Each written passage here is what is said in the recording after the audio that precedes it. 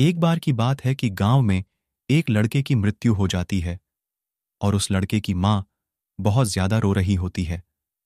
तब उसी समय गांव में कुछ लोग आते हैं और उस स्त्री को कहते हैं कि तुम अपने लड़के के शव को लेकर गौतम बुद्ध के पास जाओ, वह तुम्हारे लड़के को जीवित कर देंगे। यह सुनकर वह स्त्री बहुत खुश होती है और गौतम बुद्ध के पास जाने के लिए तैयार हो जाती है। जिन लोगों ने उस स्त्री को गौतम बुद्ध के पास जाने की सलाह दी थी, असल में वह गौतम बुद्ध को नीचा दिखाना चाहते थे, क्योंकि वह लोग गौतम बुद्ध से नफरत करते थे। लेकिन उस स्त्री को इस बात की बिल्कुल भी जानकारी नहीं थी। उनके कहे अनुसार वह स्त्री गौतम बुद्ध के पास चली जाती है।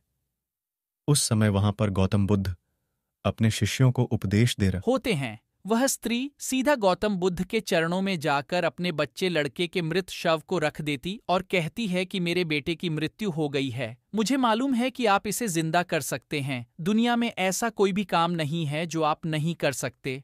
आप परम ज्ञानी हैं। गौतम बुद्ध पहले उस स्त्री की बात सुनते रहे और वहां बैठे उनके शिष्य और अन्य लोग भी गौतम बुद्ध के जवाब का इंतजार करते रहे। थोड़ी देर बाद गौतम बुद्ध ने कहा कि ठीक है, मैं तुम्हारे पुत्र को जीवित कर दूंगा। यह सुनकर वहां बैठे सभी लोग हैरान हो जाते हैं कि क्या यह संभव है। फिर गौतम बुद्ध मृतक लड़के की मां को कहते हैं कि अपने पुत्र को अगर तुम जिंदा करना चाहती हो तो तुम्हें मेरा एक काम करना होगा। स्त्री कहती है कि आप बताइए, मैं काम करने के लिए तैयार हूं। गौतम बुद्ध उसको कहते हैं कि तुम एक मुट्ठी भर गेहूं लेकर आओ, लेकिन गेहूं उसी घर से लाना है जिसके घर में कभी भी कोई मृत्यु नहीं हुई है। वह स्त्री गेहूं लेने के लिए गांव में चली जाती है। पहले घर में जाती है, गेहूं मिल जाता है, लेकिन उस घर में काफी समय पहले बूढ़े आदमी की मृत्यु हो चुकी होती है। ऐसे करते करते हुए काफी घरों में जाती है, लेकिन सभी घरों में कभी ना कभी किसी ना किसी की मृत्यु हुई होती है।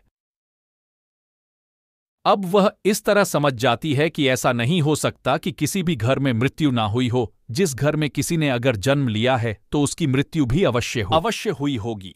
फिर वह स्त्री भी गौतम बुद्ध के पास चली जाती है और वहां जाकर गौतम बुद्ध के चरणों में जाकर बैठ जाती और कहती है कि आपने कुछ भी नहीं कहा, लेकिन मैं सब समझ गई कि जिसका जन्म हुआ है उसकी मृत्यु भी अवश्य होगी। चाहे वह इंसान सुंदर हो, करूप हो, बूढ़ा हो, जवान हो, अगर उसने जन्म लिया है तो उसकी मृत्यु अवश्य होगी। मुझे इस बात का ज्ञान तो था, लेकिन मैं इस बात को मानने के लिए तैयार नहीं थी।